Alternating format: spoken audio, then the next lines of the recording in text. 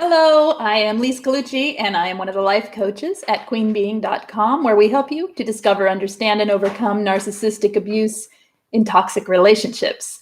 Hi, everyone. Angela, Fashion Family, Karina, and anyone else who's here. Hello, hello. Welcome. Today, we're going to talk about lessons that you learn, things that we've learned from healing and from having experienced narcissistic abuse.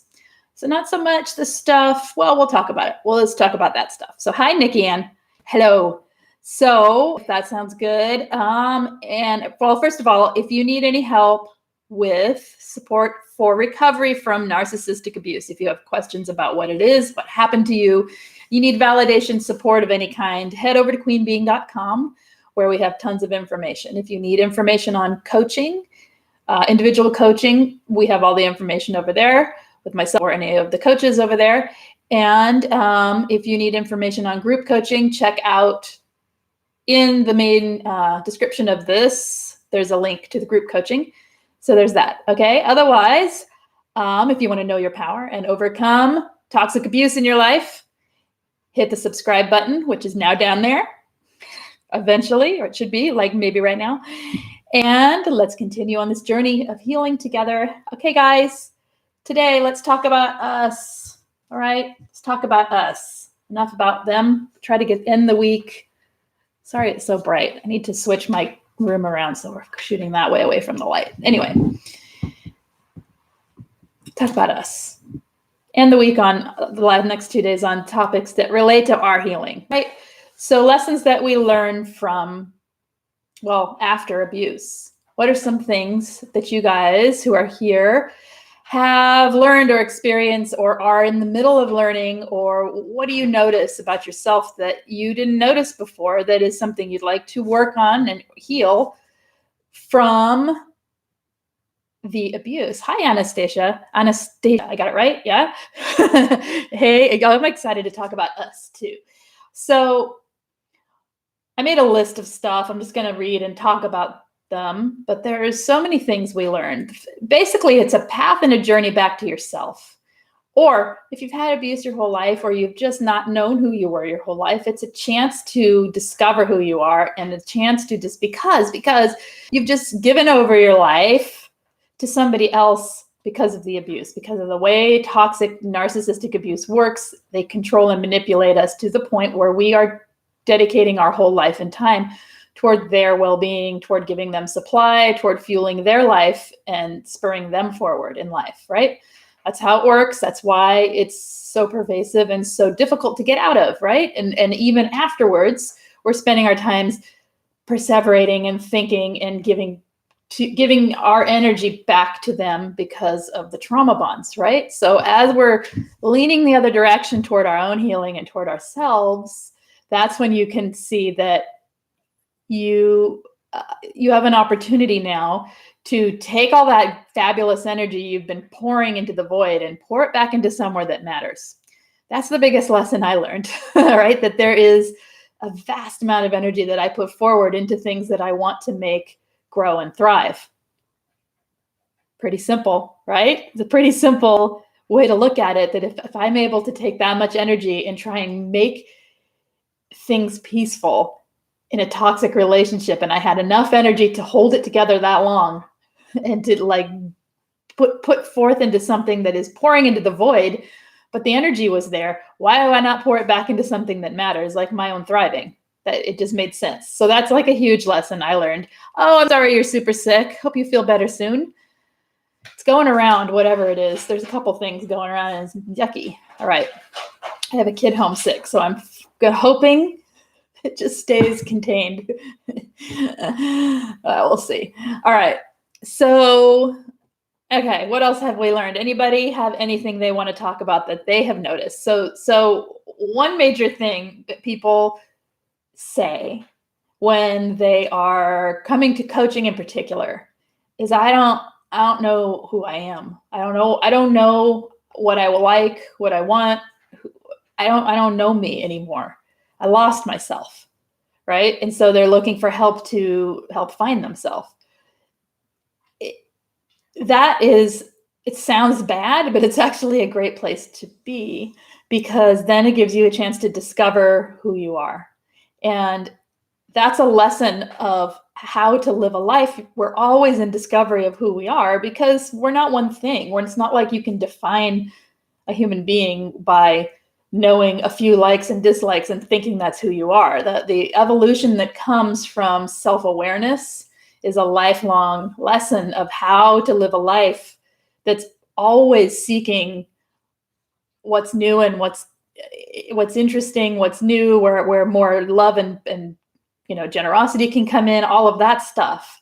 And so being down there, not knowing who you are, can be a big wide opening instead of a closing, if that makes sense. So it's about flipping the script in your own head about what that actually means. When you feel lost and you don't know who you are, you can realize, oh, that means I have a lot to discover. Okay, then that's where you can get working. So what are we saying here? Nikki Ann is saying, I learned so much. I learned I'm a people pleaser. There we go. I learned I'm a perfectionist. I struggle with self-compassion. I learned to look outside myself, to fill myself up emotionally instead of filling myself up. Right? Once we know this stuff, we can fix it. Exactly. Hi, DC guy. How are you? I spent so much time worryingly trying to control that I never really lived. Exactly. So we're either managing a toxic relationship, or we're managing what you just described. That sort of, I'm not going to call it codependent. It's the people pleasing, the seeking externally, we're looking to fill up something emotional, right? We're looking to meet some emotional needs from the external, from what other people give us, versus filling it up for ourselves. Or my personal belief is letting go of the need to fill it up. It will be filled up. It will be filled up because as you experience things in life and you are open to joys outside of just one-on-one human interaction, you're open to joys of nature and of movement and of, sensation and your own thoughts and the interactions of other people. As you open to that, your emotional life gets richer and you are more filled up. So my personal belief for myself is to let it all go. And that's okay. I think we got it. Oh, you spent so much time trying to worry that you were never present. Right. It's being present to yourself and being present in the moment is what we can learn through all of this. It's a huge teaching that we can learn if we choose to take the steps to get there. It doesn't mean that the pain isn't real and the pain isn't there. So here's another thing we learn. We learn we can hold joy and pain at the same time. We learn that just because we're miserable, we're unhappy, we're sad, we're lonely, doesn't mean we can't also be joyful and lighthearted and silly. We can hold both things. We have a huge capacity. I have Facebook on and it is going. I have it open. I always close it. There we go. Now it won't stop dinging at us. It takes a lifetime to learn this. That's the point. And that's the hope, DC guy, is that we learn instead of spending our lives, spinning our wheels, pouring into the void of people pleasing, that we learn a new technique for living and new strategies for living and a new mindset and a new path, so that it is a lifetime of learning. That's the joy of it. It's not that it sounds terrible in the beginning, like, oh my gosh, this is going to take me forever. I'm already X many years old and this is going to take the rest of my life. Well, but if you really look at that and like step way back from that and look at with perspective, that's a beautiful thing. It should take the rest of your life. That's the journey of life. And it's super rich and exciting and beautiful versus like, so what? So we get perfection, then what? Right? There is no perfection. We're always learning to improve and grow. And once you learn how to improve and grow versus people please and pour into the emptiness, then your life becomes one that's in a direction of learning and growing versus one of empty giving, the pouring out into the emptiness and never receiving. So basically life gives back, even if it's not the way you think it's going to look, right? We don't know what it's going to look like. So, okay. Yeah. So I learned self-soothe and figure out what it's like so I could enrich my life or entertain myself before I used to kind of go with whatever anyone else wanted. Exactly. We learn who we are. That's like I said at the beginning. We don't know who we are, and we learn who we are through trying things, through taking the risk and being bored and not liking things that we try, and then trying something else and then liking it, or trying something you really love and it's really, really hard and realizing it's going to take you years to get good at it. That's okay too. There's all kinds of things we learn that we cannot learn when we're stuck in a toxic relationship, because we are bound by those toxic ties. We're bound by the control and the manipulation and the grief that we feel every day. We're dragged under, and all of this energy that comes afterwards, it starts in the form of anxiety for most people. When you start directing that towards self-healing, that's when you start making motion and making change happen. And I'm telling you, it's not about your life situation at times. There is plenty in my life that is wrong. There's plenty of my life that is not going the way. If one looked at it from the outside, wouldn't not think that's, not everything isn't perfect. Everything, in fact, there's things that are far from perfect. However, my internal world is leaps and bounds better than it was with anyone toxic in my life. And I have absolutely no desire to go back in that direction. Whereas before I figured this part out, I would have gone right back into it with someone new, or with the same person over again, or with just my thoughts and my attachment to the bad situation, my thoughts and attachment to that trauma bonding is what love is, that kind of thing. So as that got let go, there's plenty of energy now to move forward. And the rest of life kind of is how life is. Some things are great, some things aren't great. So people say, but this, but that, but this. There's no excuse for not looking inwardly and finding a more positive way to live your life, even if things suck, right? Because you can hold the good and the bad. And I'm not Pollyanna. I'm not going to say that, yeah, everything's great. No, I'm pretty pragmatic, and I'll go in the darkness and see the shadows. It's not a problem. But see what I'm saying here? Like there is stuff that's difficult, yes. And you can make improvements, even if you're still with a narcissist. Much easier afterwards. But even when you're there, that's why I am always saying, when people tell me that they're still together with them, that self-care begins now. Healing starts now. I should have started with that. Okay, healing starts now, wherever you are, whoever you are, whenever you choose to take it on. Right? It's a self-actualized thing, and it's a lot of self-work to get there. It's not, people often will write in support groups and whatnot, time will heal this. It'll get better with time. I have yet to find very many people who that's true for, unless they are someone who's only experienced a narcissist maybe once for a very short amount of time. Because this stuff comes in, and what happens, and we'll talk about something else we learned that Nikki kind of touched on, which is our belief system, our beliefs. What we believe about ourselves and the programming that's in our heads and how we relate to that is something that we learn about after narcissistic abuse that you never had the time or energy or even knew existed maybe. This programming is like a concept that people usually, when I explain it to them, like if I'm talking to them privately in coaching, I'll explain to them, well, it sounds like that's your programming is telling you these stories. What are your beliefs about yourself? Oh my gosh, I never thought of it that way, because unless they've heard any of this kind of talk that we do here or other places, it's kind of a concept we don't think about. We know that people plant seeds of ideas in our head, but we don't realize what it means to our entire life. All right. So that's something we learn how to work with and how to change and how to take control of. I mean, we spend all this time trying to control and manage a toxic situation through people pleasing. If you let go of that, you've got all this energy and time for redirecting how to take control of your actual life, not the one that involves people that you can't change, right? All right. So what do we say in here? Hi, James. Where I lost it. Okay. You guys are talking. Let's see. We're always at the mercy of everyone else's moods instead of getting what we want or being in the mood we are in the moment. We are always in reaction to other people. So the more you know yourself, the more you can see which reactions you wish to encounter and experience, and which people you're going to let in and which ones you're going to keep at a distance and which ones you're going to walk away from. And so that comes down to boundaries and learning to let go of the need to people please.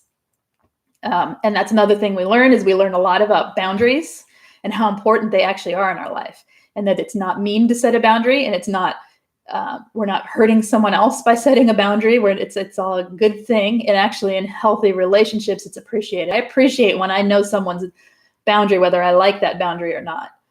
Doesn't mean I don't question, like what's going on, at least in myself, but it means I respect the boundary, and I can work then with that person knowing, okay, that's their line. Why would I cross it? Right?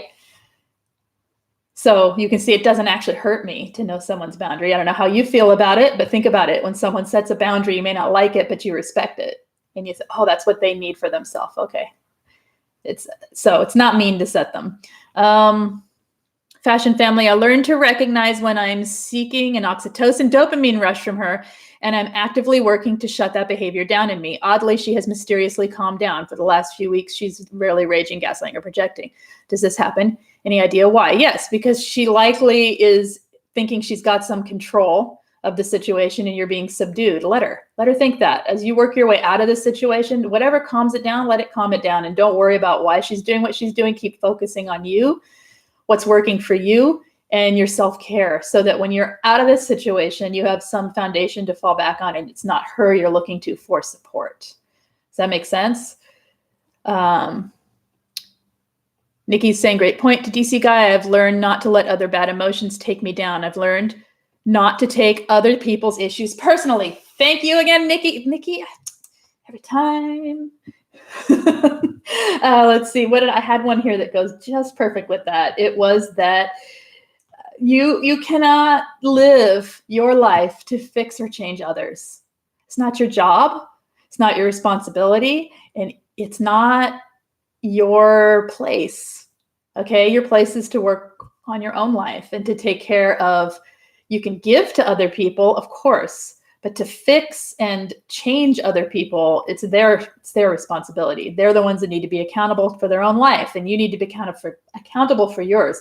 And when we go about trying to fix other people's lives and let other people in to the point where they are, where we're taking them personally, like Nikki's talking about there, we're not taking accountability for our own actions in life. Does that make sense? It's a way to divert having to put focus on yourself and work on the things that relate to whatever the topic is in your own world.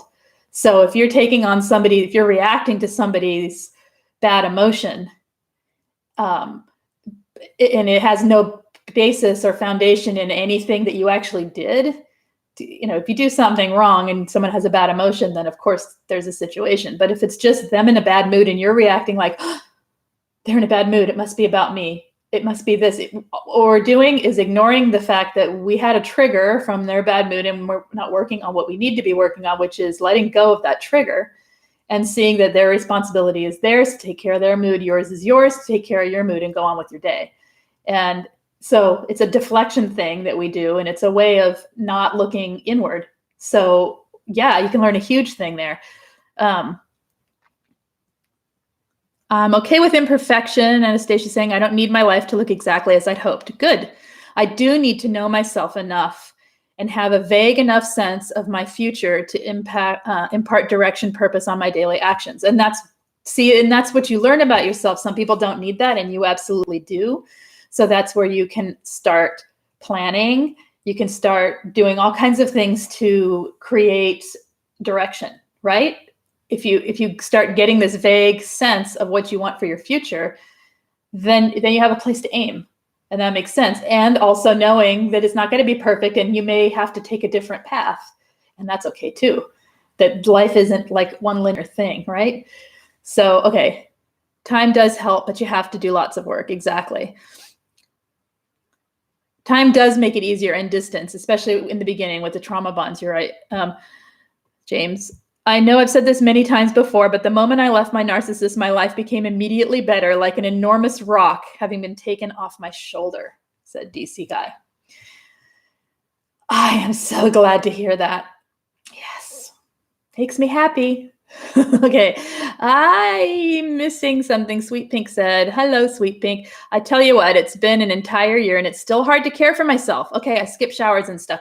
And so we go back to the beginning, which is self-care. We always go back to the beginning. Okay, this beginning is self-care. Always, always. And that's not a bad thing to go back to the beginning, because healing is in layers and stages, and you pull off one, and it's in all areas of your life. Narcissistic abuse does not affect one thing. It affects your entire life. It affects, I'm just going to name a few things: your thinking, your beliefs, the way you feel, your body, your cognitive function, your spiritual life, your financial life, your trust, your hopes, your dreams, your self-worth. I mean, I could go on and on, right? It affects anything. So every time you open the door to healing one layer, other layers are being affected. Other parts of you are being affected, just like the way the narcissist got in and went after one thing with the emotional and the abuse that they could give us, right? And it affected everything. Just like that, the same thing happens with healing. But what can happen is you might feel okay for a few weeks, and then something triggers or opens up a different place in your healing that you're working, and bam, everything else falls apart again, right? And you're not showering and you're not taking care of yourself. So self-care foundation means that you learn a way to always come back to that base, the square one, right? Which is not a bad thing. It just means it's a foundation inside yourself. You're building to create strategy and methods for continuing to heal and not slipping back into things that just make you feel worse. Does that make sense, Sweet Pink? So knowing that you're skipping showers, make an accountability thing to yourself to actually take them, but don't just take them, appreciate them. Don't just take them begrudgingly, because, I mean, sometimes we got to force ourselves to do things. I don't want to. There's no point, right? Do it anyway.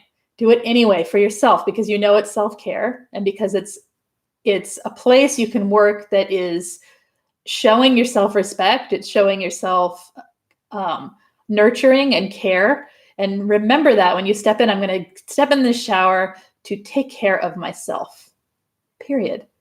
I'm going to go in there and I'm going to clean myself and I'm going to come out. And that's it. It's simple, but it's the intention behind it, and remembering that you're doing it for yourself is the part that makes it self-care in a big way. All right. Because if you do that, even in the silly mundane things, then you start doing it in other things, and you start being more accountable to yourself. I really, when I eat that, I feel really sick. I want to eat it anyway. And you eat it anyway. You start to become more accountable, thinking, you know what, I really don't want to feel sick. It's not worth it. And it makes things in life simpler. And it makes when you have that mindset of taking care of yourself, the way you would take care of someone else, the way you would nurture something that actually mattered to you, you start to matter to you. Does that make sense? So try it. Try the self-care route as much as you possibly can. And let me tell you, an entire year is not a long time when we're talking narcissistic abuse recovery. Okay. It's normal to be in waves of exactly what you're talking about, or to have it still be steady. Because like I said, time doesn't always make it easier. Time can make it worse, because our thoughts and our feelings are so tied to the trauma bond. They're so pulled back to the narc all the time, right? Like, even when I sit and talk and tell my stories, I have to remove myself enough to remember I'm not tied to that. I have to tell myself that before I say it, or I will fall into it just the same as anyone else, right? Because it's real. The abuse is real, and it's bound to the experience we had, right? It's trauma. So time can actually make it harder, in a sense, if we don't actively work on self-care, because what we're doing is we're actively reinstating the negativity instead. So when you feel it slipping, use those times in your day, your shower, your meals, your driving, anytime you're taking care of yourself, putting your clothes on, brushing your teeth, whatever. Anytime it's something for you, use that time to focus on you for at least a second or two. Helps your mind set neural pathways towards self-care versus the neural pathways that lead you right back down toward feeling like you are not even a survivor, but you are barely hanging on. Okay. It does change things. All right. Okay, I hope that helped. That was long. I'm Nikki Enns. I'm learning about subconscious programming. Self-limiting beliefs was the biggest thing I learned, I think. Self-limiting beliefs is my favorite topic to coach. I love it. I love working with NLP exercises, people individually, and self-limiting beliefs, because the changes are phenomenal, and witnessing somebody experience themselves differently is an honor, and it is fabulous. So any way you can find to change those limiting beliefs, any way you can find to see them, to feel them, to realize what damage they're causing, what poison they are to you. There is no reason to hang on to a limiting belief at all, except for the fact that it's programmed into us, which makes it difficult to change, but not impossible. Okay, now I've been told that core beliefs don't go away. Core beliefs from childhood in particular, I've been told those don't go away, but what they get is a ton of perspective around them so that they don't have the same effect on you. Now, I don't know if that's true or not. I've been told that by more than one therapist, that core beliefs don't go away, that people always carry particular core beliefs based on childhood traumas and earlier traumas or extreme traumas that happened to them. So I'm not saying we have to completely eradicate limiting beliefs. What I'm saying is we need perspective around them so that we can change the way we look at them, and then have, if it is this thing and it's taking up all the room because it's what you believe you think you are. If you say, I can't, I'm that way, that's just how I am, there's something going on. That can be true for a few things, but for some of the things people say, like, it's hard, therefore I can't. Well, no, you do lots of hard stuff in your life and you can. And so what it is it's hard, and therefore I have to work at it differently, or I need a different strategy to get there. Does that make sense? And once you shift it from I can't to I need a different strategy to get there, the whole belief system changes. So it's not that we're changing necessarily that deep core belief. It's that we're getting all kinds of strategies and different ways of looking at it in order to expand your awareness about what is possible for your life. And then some of those beliefs that are programmed in there, like you're not enough, can actually be changed. Okay, so some of them can actually be changed. Some of them probably can't, but that's okay, because they can still get room around them enough to have perspective about how to have a different way of looking at them that doesn't limit your life, and in fact can actually push you forward to expand your life. I hope that makes sense. It's hard to talk about that without examples, but okay. I'm learning to respond, not react. Excellent. Kaylee, hello. What did you say? What did I miss? I missed something you said. Oh, you feel the same way about Anastasia in response to knowing who you were since 4 or 5, now having no idea. And that's okay. You discover who you are now, right now. It doesn't matter who you were at 4 or 5. Some people, it's nice to go back to who you were before the narcissist, who you were before the pain, blah, blah, blah. For some people, for me, that doesn't do squat. Doesn't mean a dang thing, because I didn't know who I was then, and I could not find her, even if I could, even if it was, it's not a thing for me. So it's more about discovering who I am now, which is lots of trial and error, lots of pushing. So pushing against what's comfortable. So my own boundaries for myself, my own limitations, not my boundaries. I'm pushing against my limitations all the time and trying things that aren't, I don't know, they're not just something I would do automatically. And when I do that, I discover something new. Maybe it's that I don't like that thing, and that's okay. Oh, look at that little thing. Okay. There's, like, I told you my plant has, okay. The little plant bug thing. All right. Anyway, the limitations that we have, what were we talking about? Who we are, learning who we are. That's a whole journey of the rest of your life. And that's what's beautiful, is you don't have to be one thing. You get to be lots of things. You get to expand and grow and become who you're meant to be. And you mature into each thing too. Like, you don't, one thing I can tell you that I have learned from this is how to work with intuition versus how to fall into the pattern of believing that I need to people please, and believing that what other people Okay, so how other people make me feel, so to speak, in a people-pleasing way is different than how other people make me feel when I actually feel them with empathy. All right, it's two different things. And I used to put those together as one thing. And so everything was personal. Does that make sense? And as I've learned to separate that, I see part of that is just an intuitive empathy. And part of it is the people-pleasing. If I stop the people-pleasing, it's really obvious what's me and what's not me. And then it's not personal. So I don't know how to explain that other than like walking a day inside my head. But okay, it's going to take an entire lifetime to reprogram ourselves, and that's okay. That's what life is for, right? We're all programmed. Every single human being walking around has a bias. We all have lenses we see things through that are based on what we were taught, what we were told, advertising, society, parenting, schooling. We all have this bias. Okay, everybody's life is. The beautiful thing is when you've been knocked to the ground, when you have been destroyed, so to speak, when you have been completely devastated and you don't know who you are anymore, you actually have the opportunity to open up the gates to figuring out how to reprogram yourself and choosing the programming you want in your head. We get to choose our influences. This is tough work, and it's not fast. And it's lifetime, you're right. And that's okay.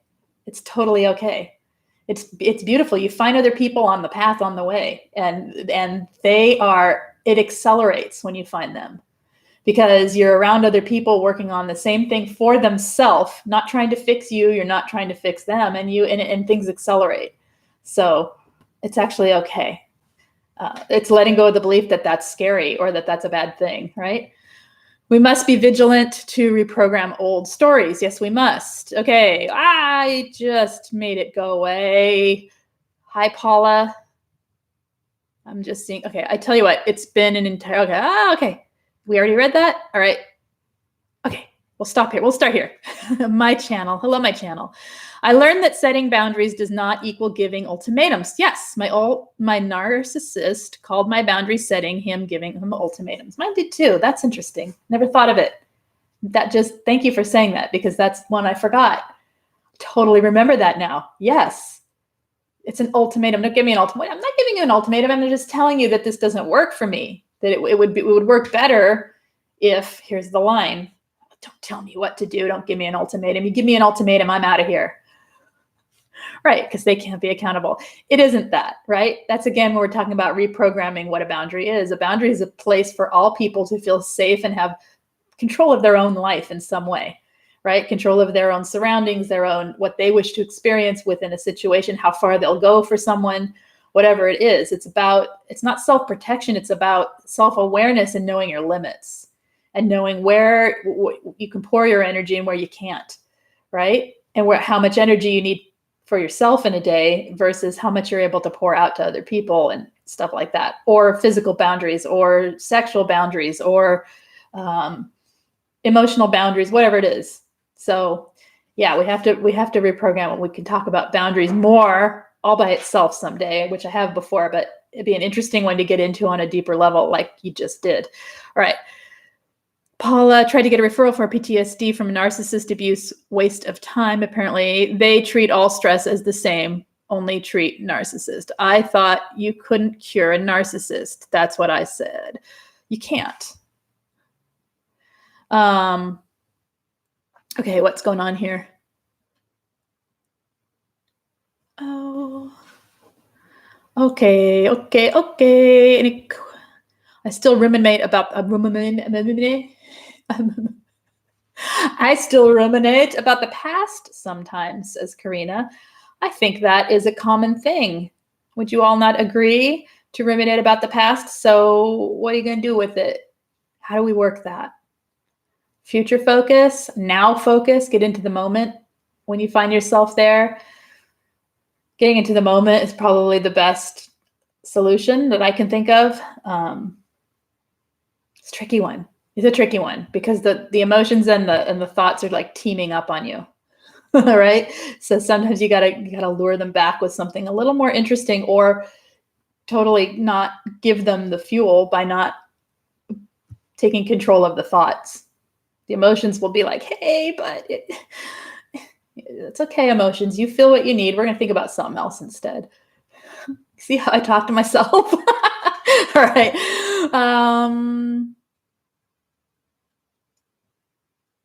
Worst thing I ever did was visit that narcissist and ignoring what my brain was saying. Yeah. Okay. It just jumped again. Okay. Since putting any real effort into working on myself, limiting beliefs, I made huge improvements. I do limbic system, DNRS retraining too. Oh, that's exciting. Okay. Okay. All right. Bye, DC guy. You have to go. It's good to see you. You take care. Okay. All right. So let's go on some other things. It's almost the 40-minute mark where Lise goes, huh?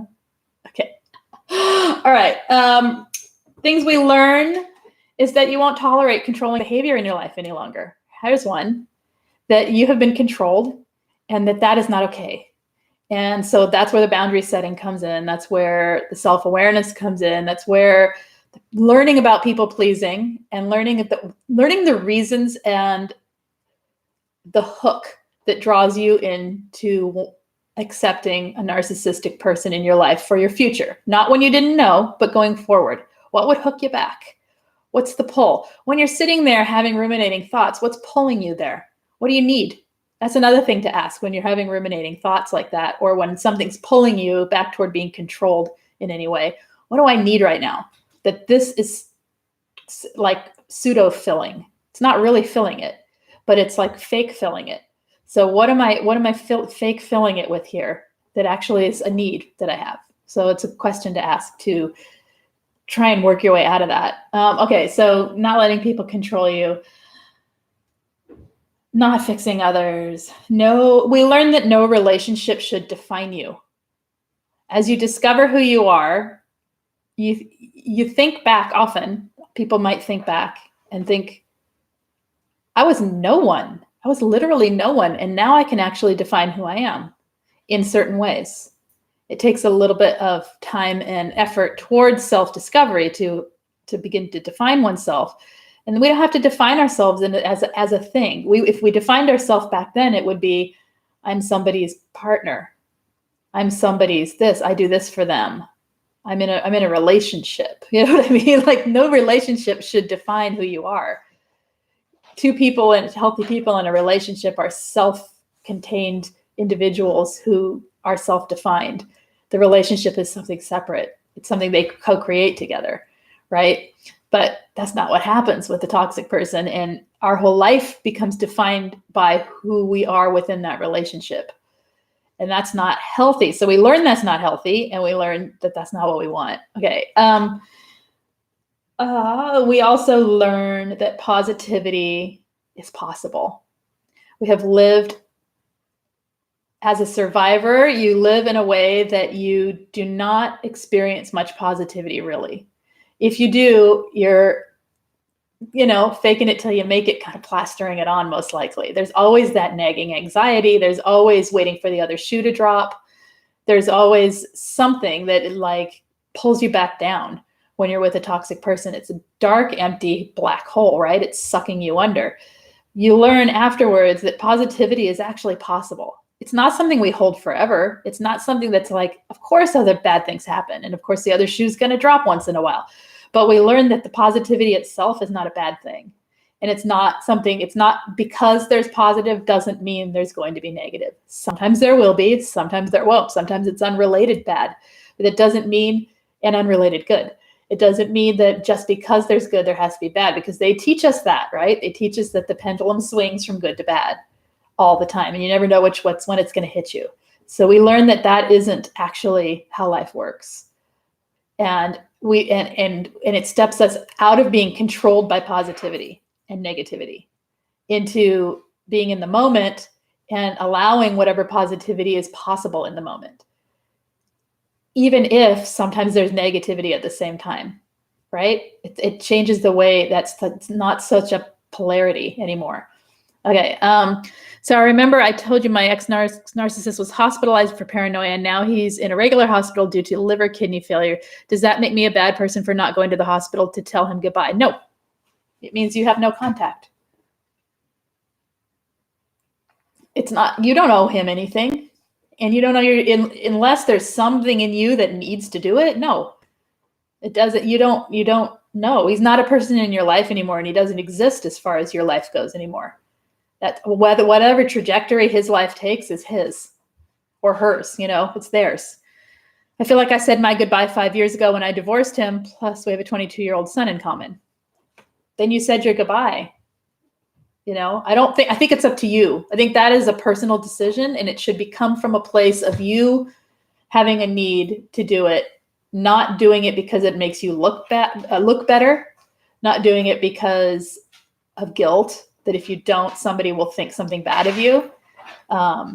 You could talk to your son about it and see if that's your concern. I don't know what your actual concern is, so I'm just guessing. What's your feeling other than, in what way would you be a bad person? And how does it make you feel if you, like, say you never saw him again? What do you fear? And it absolutely is your choice. So looking at that fear might give you an answer, because for some people they do need to, and other people don't. So Nikki, I learned that positivity can be a choice too. Yes, it can. It is every second. Every time I catch myself thinking negatively, I consciously reframe the thought to positivity. It's changing my autopilot slowly over time. It's fantastic. That's right. And sometimes, let me say, sometimes the negativity is valid. You don't feel good, right? I'm sick. I don't feel good. I have pain. I don't feel good. It hurts. That's okay. But what else is in the room with me? Well, my dog's pretty cute, and that makes me smile. I hurt and I smile. Therefore, there's positivity and negativity within the same moment, and that's totally okay. And for me, what it does is it makes me detach from either one of those really having much meaning beyond the fact that they're an emotion I feel. Does that make sense? It's not cold and detached. It's more like, it's like watching a bigger picture versus honing in on the one thing that's screaming at you, which is usually the negativity. So as you let other pieces in, then it's a softer way of looking at it, and versus this singular thing that all we feel is the bad. So you feel like you don't want to go and you have nothing to say, then you have no obligation to go, and there's nothing to say. What are you going to say? Bye. I mean, what are you going to say? Right? You didn't live a good life. I mean, it would make me want to go in there and just say, you know what? I don't know what to say, except you never were a very nice person. And I want to do that. Right? So no, I wouldn't do it, but that's up to you. Hi, Butterfly Mama and Crystal Jean. What else do we learn? We learned that we do not want to go back. We don't want to go back into that. We learn that we don't want that for our life. We learn that we want something different for our life. We learn not to go back to poison for the resolution of pain, not to go back to toxic for resolving our pain. If we are thinking about it and we notice the pattern in our life that we tend to go toward things that hurt us in order to have that thing fix us, then we could change that and we could stop it. And that's a big thing to learn from, especially if you've had toxic upbringing or trauma in your childhood, that you don't need to seek the resolution in the thing that causes the pain. Because I think a lot of us get addicted to the trauma cycle more than the actual narcissist themselves, especially if you've had multiple narcissists. All right. I don't want to go back. I don't want to break no contact. Every day I'm away from him, I grow stronger. Then you don't have to. It's just another thing happening in his life, whether it ends or not. It's not your responsibility. All right. You're not there to make him feel better at the end of his life. That's not our job. It's not your job to do that for any. Otherwise, go visit everyone in the hospital and tell them they're wonderful. You know what I mean? It's kind of like, why? He's not a person in your life, and he's not a person that you want in your life. So no obligation. And if you feel like an obligation for any reason on your own, everyone's going to have their own answer there. Hi, let's see, Paula, I'm so tired. I feel like I don't want to wake up anymore. That's because it's the contact, right? Did you say earlier I missed a lot of it because it was moving fast and I was talking through it, and every time I scroll back, it was jumping. So did you say you're still in contact, Paula? Is that what's going on? They're contacting you still? That will exhaust you. If you're in the trauma loop and you're in the trauma bond loop, it's so tiring. And the more you know about it, the more tiring it gets.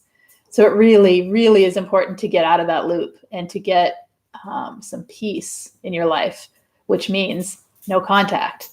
Super important. It's draining. Your adrenals get drained. Everything gets drained. You feel like you have no help. What kind of help do you need? What would help you? What would be the help you need? Paula. Crystal Jean, I was going through his stuff today to drop it all off.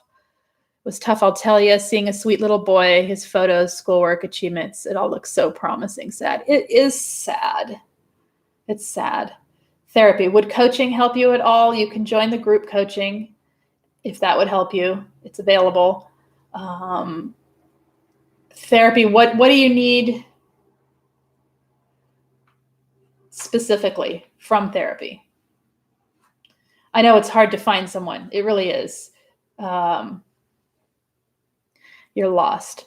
In what way are you lost? This is what I said in the beginning. We don't know who we are and we feel lost. You need some voice of common sense. Well, I mean, it's up to you. It's there. You can look it up, and it's up to you to decide what you need on that regard. But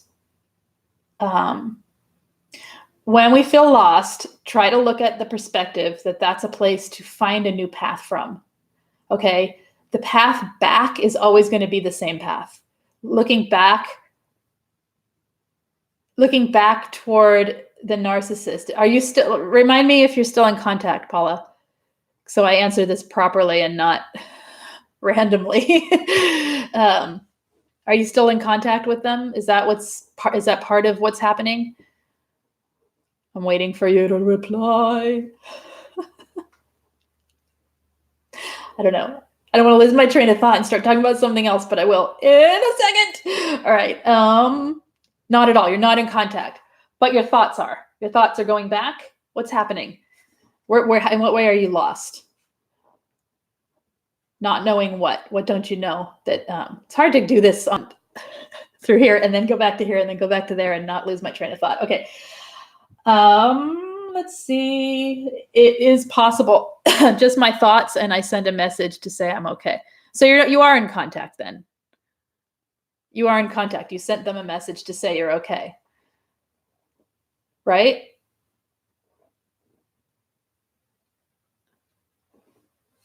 Okay. I'm sorry. It's confusing to just get little bits. I don't know the whole story here.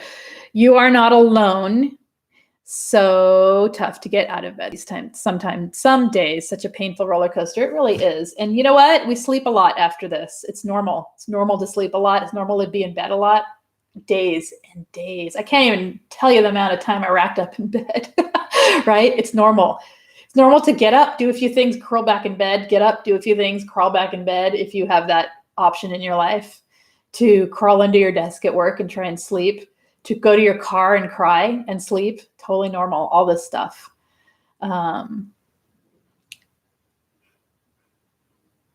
You replied to explain yourself, so you broke no contact. Okay, so you are in contact. Okay, and that's okay. It's not a criticism if you're in contact. It's nothing to be ashamed of if if you've broken no contact. This isn't about forcing accountability on you. What this is about is I wanted to know where you. It's okay. Only once matters, though, Paula. Only once matters.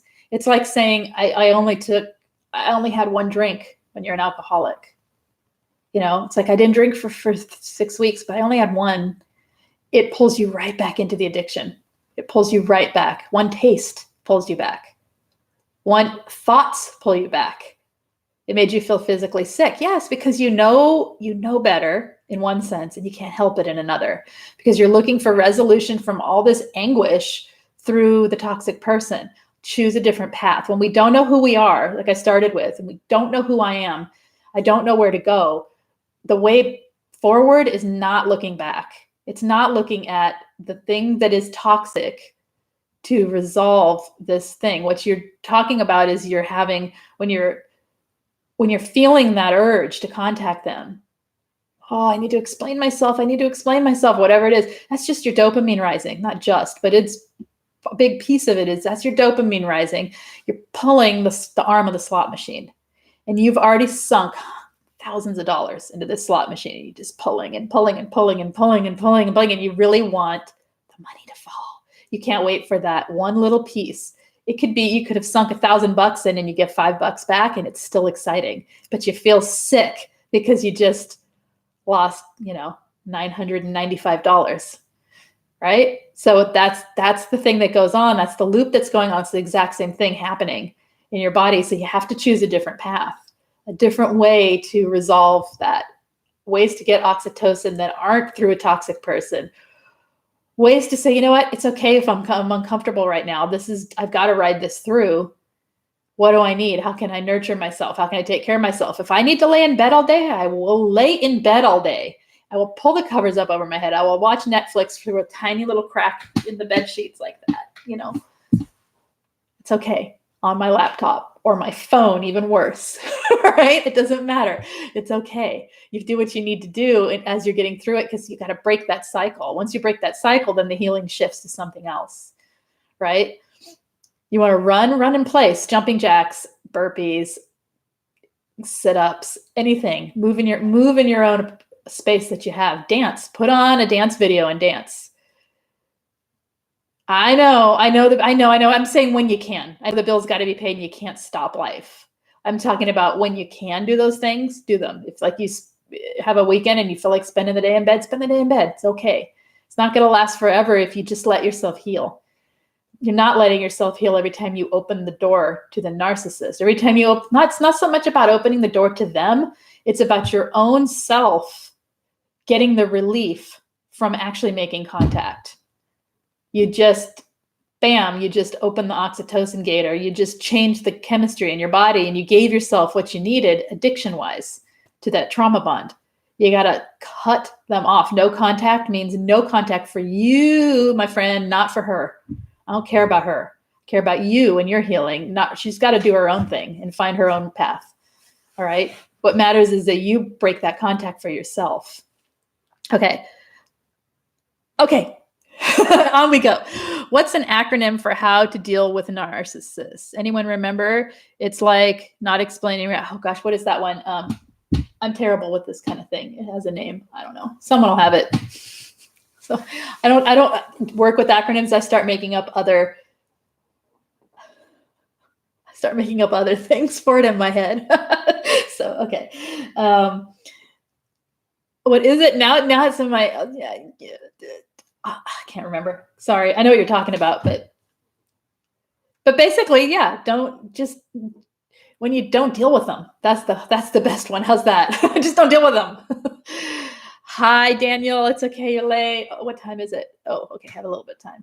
We're almost at an hour. We're going to end pretty soon here. Anything else you guys want to talk about things that you learned, lessons that you learned after toxic abuse, after narcissistic abuse? What have you learned about yourself? What are some things that you learned? What are some positive things? What are some challenges? Anything? Okay. Have a good work, Vicky. How about trust begins with knowing that you will walk away from a toxic situation and you will have boundaries. Trust. How about trust? We learn that trust is not what we think it is. Okay. And we learn that placing trust without a lot of thought and time and patience has hurt us, right? So a lot of people learn not to trust. What we can learn to trust is ourself. We can learn to trust that we will walk away when something isn't the way it should be. We can learn that we can set boundaries, and if those boundaries are crossed, we will do something about it. We'll walk away. We'll explain why we're walking away. We'll do whatever we need to do. We will do something. We're not just going to stand there and let the boundaries be pushed and pushed and pushed, right? And that when we see red flags, we will question and we will step back away from the way we feel emotionally about a situation enough to look at it and make a choice for our life versus falling into the pattern of toxic abuse yet again, right? We learn that we could, why is it flashing? What's that flashing? Okay. Daniel, that I had much love to give someone, even though it was wasted on the parasite. That you are a container for love. How's that? You can contain and hold a lot of love.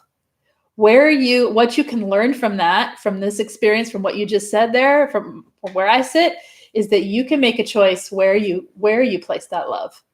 That you do not need to pour it into the void anymore, no more parasites. That you can now use that great capacity for love and empathy on yourself and on places that you choose to place it, on people and things and situations and causes and reasons that you choose for yourself.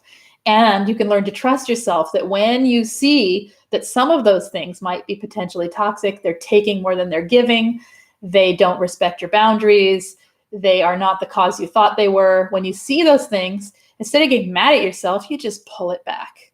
And you say, you know what? I'm going to place my attention over here where it is a lot less toxic. No more of that. We learn to trust ourselves, and we learn that we are vessels of empathy and love.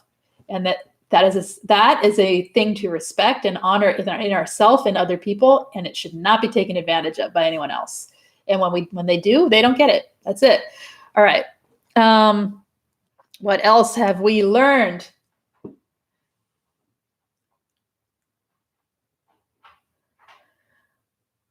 Okay, we're giving you love, Paula. So I hope that you are taking a few seconds to feel that you are not alone, because you're not.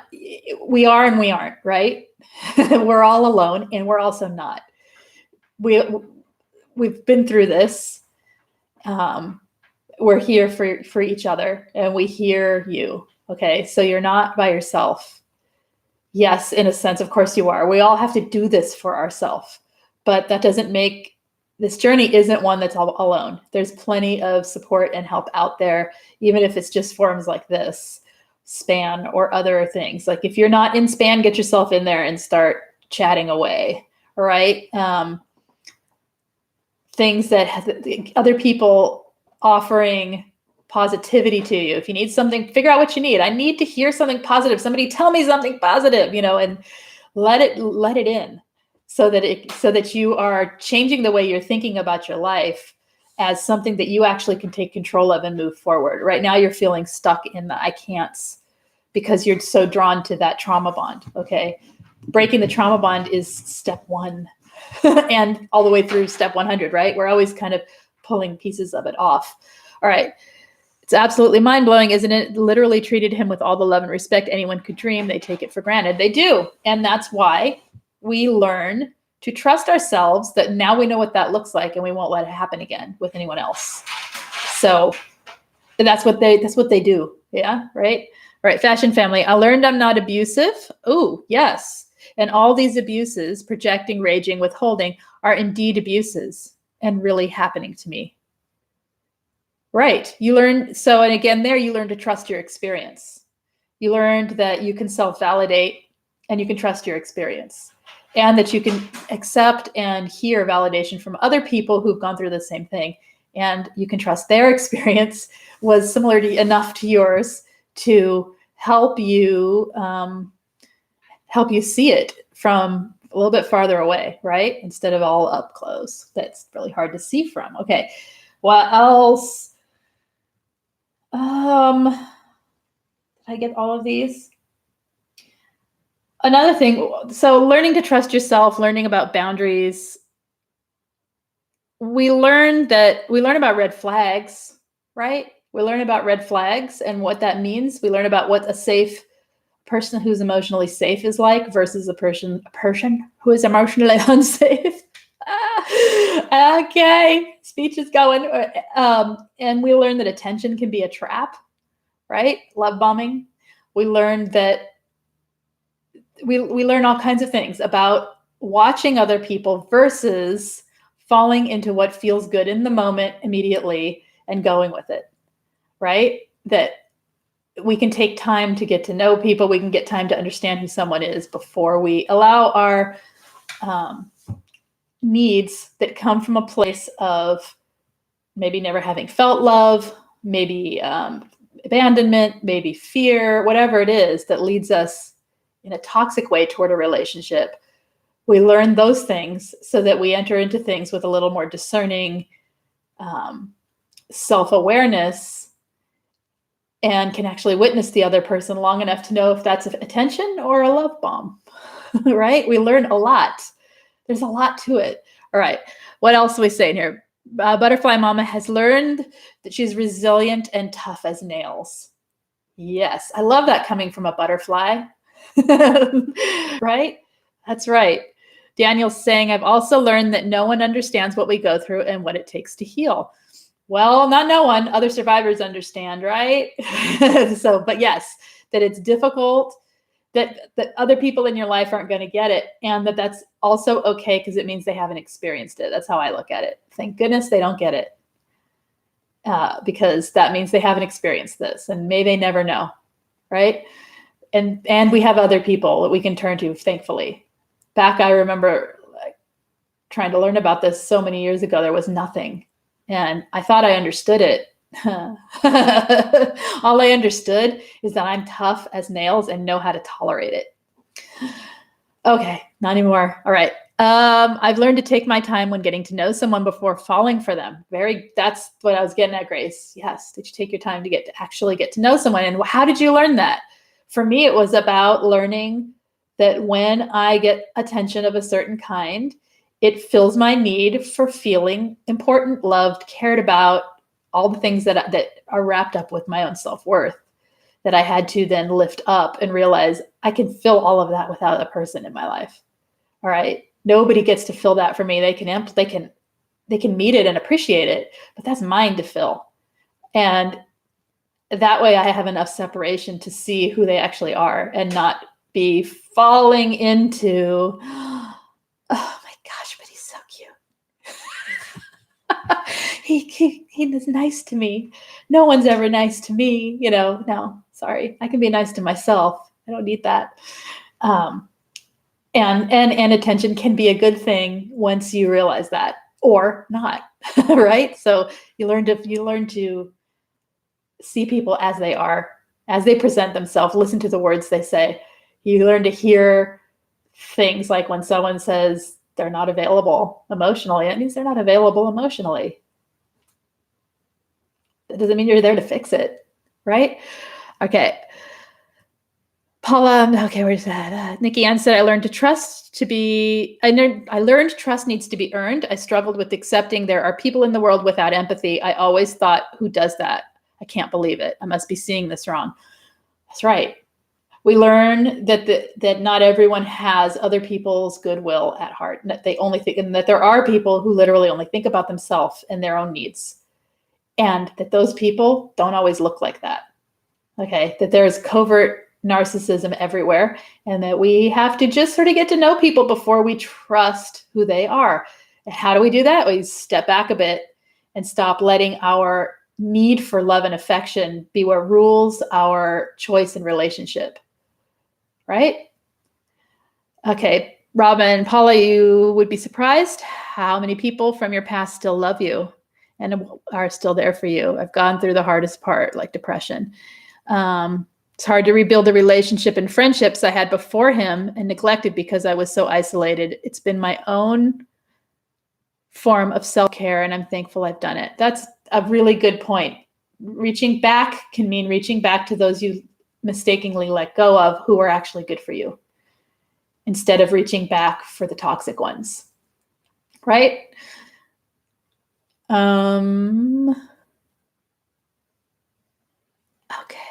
I've learned that my codependent habits, start again. Grace says, I've learned what my codependent habits look like and how to stop acting on them. Right. Yes. And that takes time, right? And that's a forever experience for your life, right? I mean, hopefully it won't be constantly finding another one, but sometimes it is, or sometimes it slips up because something will trigger it and you realize, oh, I'm back in that pattern. It's okay. It's good. It's good because you learn how to work with them and how to stop acting on them and how to cope with them when they come up and what you need instead, right? What fills you up? What are you asking for? What is it I actually want here? I just want someone to care about me. Well, wait a minute. I already care about myself. Yeah. What do I do to make myself notice that? And then that way I can actually look at this person for who they are, not who I need them to be, right? You can see how codependency is actually kind of toxic too, because it doesn't lead us into healthy relationships. It leads us into things based on our need versus a desire to share, a desire to co-create, a desire to connect on a level that is two individuals. It's a need thing. So as we learn what we need and give it to ourselves, then we're no longer falling into that, right? Okay. What else here? Again, I'm going to repeat what I said. A couple more before I repeat that. That self-love is real. It isn't a made-up thing that is just something people say, okay? And it isn't something unattainable. And self-love is something that is built upon, and you grow it. And just like you cultivate love for anyone, you cultivate it for yourself.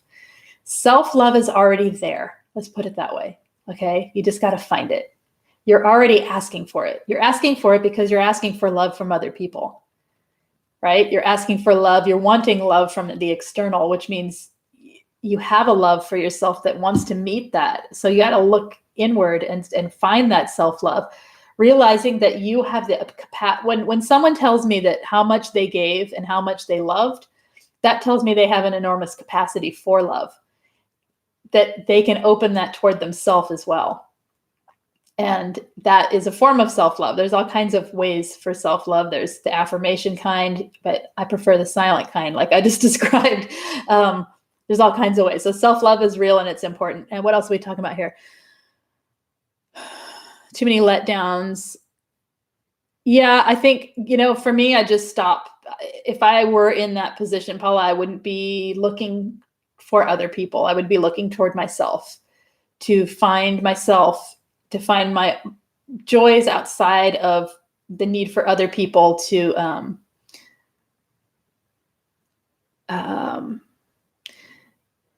fill that for me, because right now it may not be the time to be seeking it in other people. Does that make sense? Until you can find a way to enter into something, especially the dating scene, man, that's a rough place to be. It is not fun, no matter how healed you are. It's like a sea of dysfunction that you're wading through, just hoping one person will only have this much dysfunction, right? It's whole nother topic, and also one that requires a lot of self-worth, a lot of not taking things personally, a lot of low expectation on what you're actually going to find, and very high standards for what you will accept. It's not a place to enter into lightly or because you need something. Fill that need elsewhere. Friends, a pet, yourself, find things you enjoy, things like that.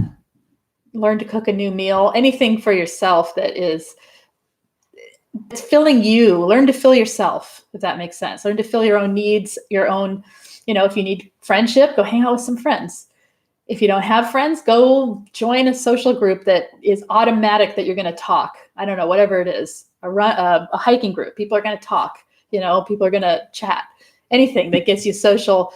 If you don't need it, step away. Whatever you need, you figure it out. I'm going to get a Bengal cat. Oh, those are pretty and big. Yeah. Tiger. So, okay.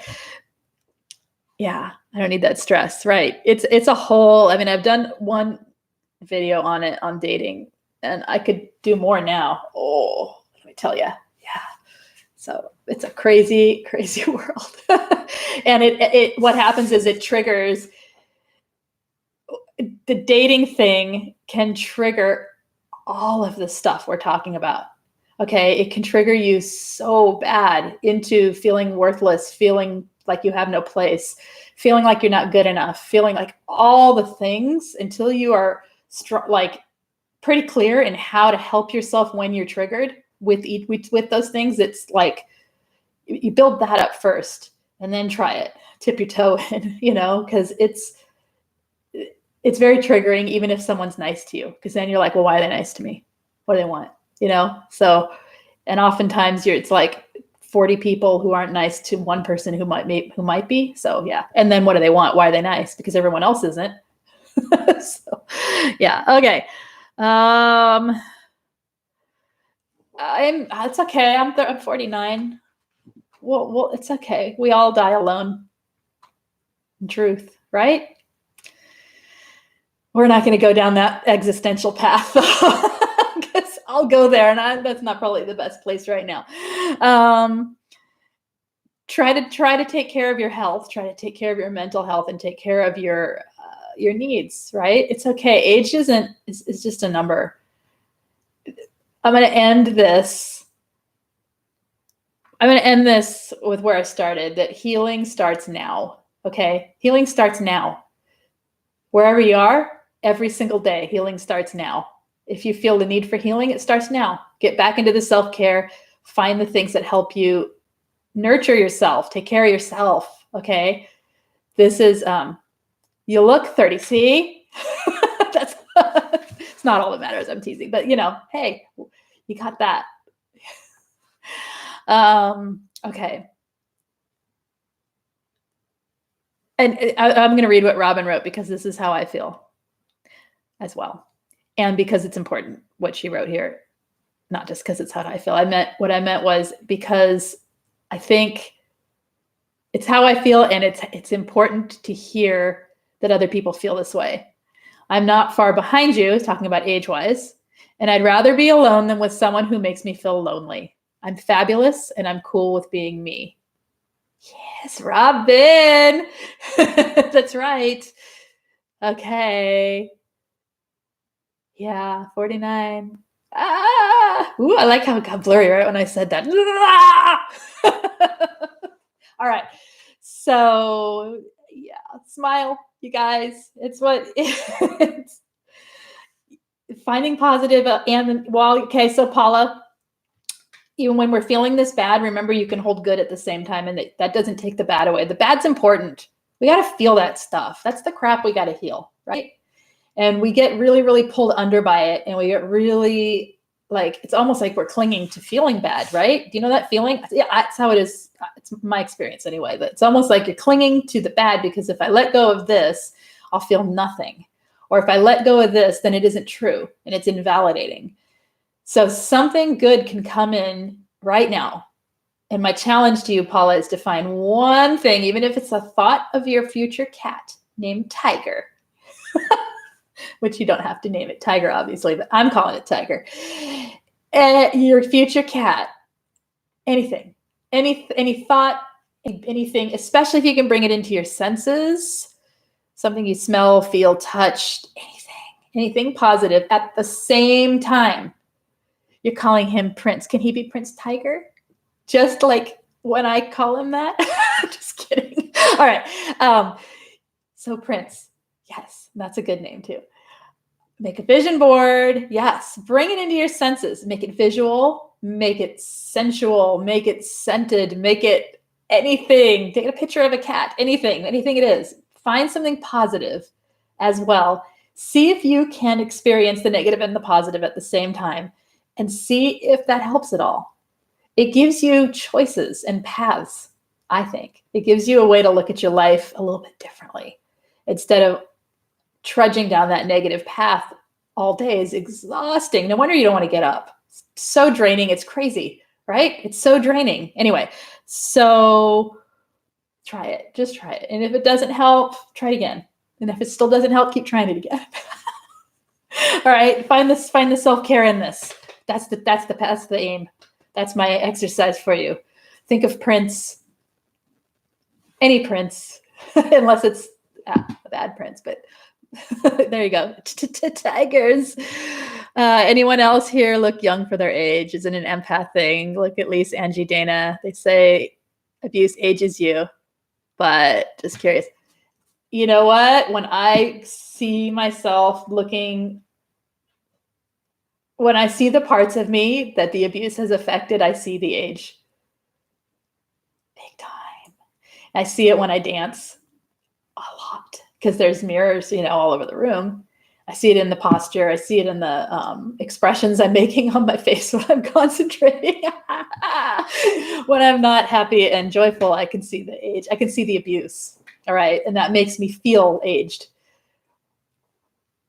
I I could see it in other people. I can spot a survivor almost always out in public, like when I actually talk to them. That I've had people that I've met in life, and I can see it in the lines on their face and then the expressions in their eyes. And suddenly they'll tell me, yeah, well, my ex was a narcissist, and I don't know if you know anything about that, but I'm like, oh yeah, really?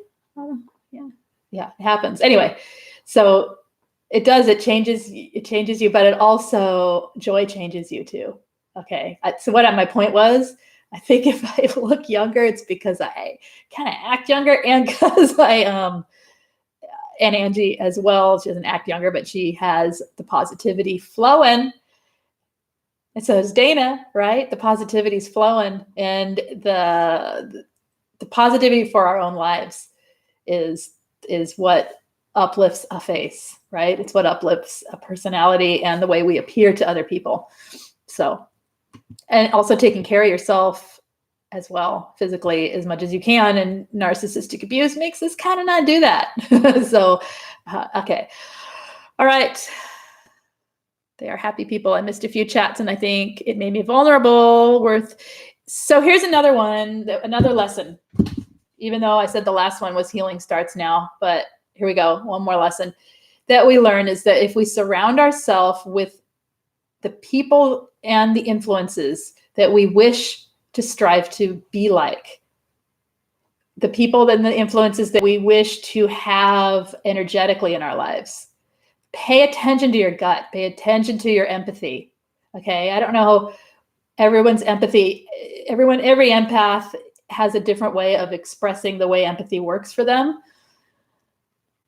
And a different way of taking in other people's energy and the experience of other people. Pay attention to that. Pay attention to that and surround yourself with people, things, objects, all of it that are working towards your aim of a better, happier, positive life. It changes things. That doesn't mean you can't be around someone who's sad. It just means if someone's toxically negative, they need a huge boundary placed, or they need to not be around you, at least while you're healing. All right. Don't take on other people's. It's one thing to talk to a survivor about, like we're doing here, and talk about something negative, and you're really down and you're drawn down. I'm not saying that makes you someone people shouldn't be around. What I'm saying is, for when we're talking about it, we also have to bring it back up, right? And if we don't, and we're like falling down together toward the negativity. So be around people as you're healing. And when you're helping other people, be very careful that you also are having boundaries for yourself about how that's affecting you. Like, there are people who can't do a whole lot of chatting in forums like this because it affects them. And then there are other people who love the pouring out of giving, that it allows them because they know it helps someone else, and that feeds back to them. So it's a good feedback loop. So pay attention to that. Pay attention to where your energy is going. It helps you not feel so drained. So in other words, don't talk to narcs. No contact. They drain you. End of sentence. All that energy being poured out is not worth it. You need all that for yourself. And you need and be around people like cats and tigers. Okay. Be around people and cats and tigers that are positive for your own good, right? For your own well-being, and to help. And then when you're pouring out toward people, you're pouring out toward positive people. It's a win-win. They're not doing it to drain other people, but doing it to experience other types of people, positive people, right? Okay. Okay, you guys. Okie dokie dokie. All right. And that's why, Crystal Jean, that's why I try and do at least 2 chats a week that have nothing to do with the narcissist. They're more about us, because it is draining to constantly and continually talk about, hear about, and think about narcissists. It pulls us down. It's important. We need to talk about it. We need to express it, vent it, all that good stuff. But we also, I think, we need to look at our life moving forward. And it's much more, doesn't it feel more positive? Because then we can just say, bye, tiger, instead of, but we also need to talk about them. And so I try to mix it up. That's one reason. All right. I don't want to talk about them all the time either. I will, but I'd rather talk about you guys. All right. In a good way, not in a bad way. All right. Okay. All right, you guys, I have to go and do the rest of my day. I've been on long today. All right, if you enjoyed this, hit the thumbs up, please. If you have not subscribed, I have a little subscribe button now. Hit that subscribe button. If you would like texting notification of when I go live, text me at 33222. Put the word Lise Live, Liselive, as one word, hit send, and I will text you about 10 minutes prior to going on. I try to come on 4 times a week, Mondays, Tuesdays, Thursdays, Fridays. The timings kind of vary. I try to get them, before noon my time, which is Pacific time. But Fridays is kind of a wild card, and sometimes it's later in the day. And I also pay attention to when Angie and Dana are on, and so I stagger my time around them as well. So it just depends on a couple factors that I have not set a schedule. Anyway, long-winded. Keep going. You're welcome. You're welcome. You're welcome. Yes. Okay. You are the best too, Robin. All right. All right. You guys are all saying goodbye. You had to detox yourself off the NAR focus. And yeah, it's a little bit of learning and a whole lot of learning about us and a little bit more about them and a whole lot about us. That's how I see it. And my whole focus is the self-care focus, which shifts everything to us, and the door gets slammed on them. We have awareness, understanding. We have understood, right? We discovered, we understood, and then the overcoming is this. All right. Okay. So that's that. If anyone has questions or anything, you can always email me, Coach Lise, COACHLISEC @gmail.com. It's also in the comment section or the description of every video. Coaching information is on queenbeing.com or linked again down below in the main description, as well as group coaching. So know that the group coaching is ongoing, happens on Wednesdays. The actual meeting times are Wednesdays, 3:30, 5:30 Pacific, or Fridays, 11 Pacific. And that group is kind of what we're talking about in here. It's this kind of stuff, right? It's actually any level right now. I've kind of got them all combined for a little bit to see how this works with having people in different stages of healing, and it seems to be working well because everyone's supporting one another. So anyway, if that's ever needed, you can always find it down there, and I try to keep that affordable and accessible. You can join at any time. There's no start or end. It just keeps going. All right. Okay, you guys, you take care, and I'll see you tomorrow. I don't know what we'll talk about. If you have any suggestions, add them to the chat or the comments, and I'll try to get to it. See ya. Take care. Taggers. Bye.